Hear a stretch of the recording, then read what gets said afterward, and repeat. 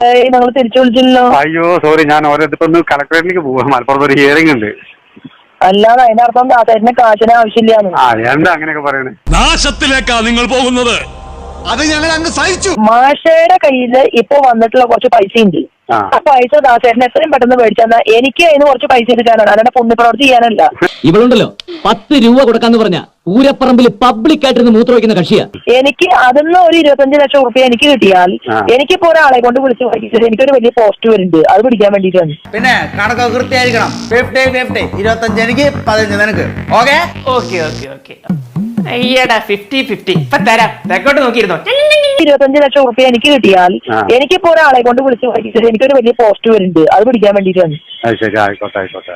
അപ്പൊ എനിക്ക് ഈ കള്ളത്തരങ്ങളില്ല, ഉള്ള കാര്യം ഓപ്പണായിട്ട് പറയേണ്ട കാര്യമുള്ളൂ.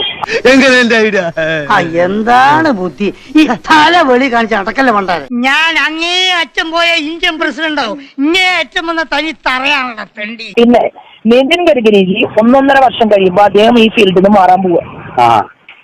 അപ്പൊ അവിടെ കിടക്കുന്ന 1 കോടി റുപ്യ നമുക്ക് മേടിക്കണോ വേണ്ടയോ?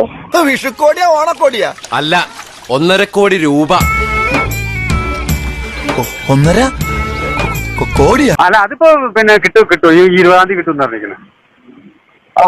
അത് ചെക്ക് ചെയ്ത് എടുത്തോളൂ, ഇല്ലെങ്കിൽ അത് കിട്ടിക്കാനുള്ള പരിപാടി അവിടെ നോക്കാം. ആയിക്കോട്ടെ ആയിക്കോട്ടെ.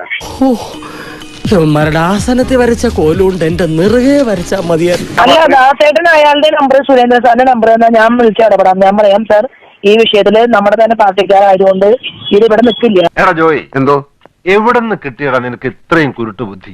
നേരിട്ട് മോളില് പരാതി കൊടുത്തിട്ട് രഹസ്യമായിട്ട് മുഖ്യമന്ത്രിയായിട്ട് സംസാരിക്കാനുള്ള ഒരാളെ പറഞ്ഞിട്ടുണ്ട്. അയാൾ വിചാരിച്ച് ഈ പാവത്തിന്റെ കാശ് വാങ്ങി കൊടുക്കാനുള്ള പരിപാടിയാണ്. ഞാനാണ് ഇയാളത് കഴിഞ്ഞു. പരമനാറി പട്ടി കഴിവരടാ മോളെ. മിന്നണ സാരി ഉടുത്തോണ്ടോ മൂക്ക് കണ്ണാടി വെച്ച് ചന്തി കുലുക്കി നടന്നോണ്ടൊന്നും അന്തസ് കിട്ടില്ലടി.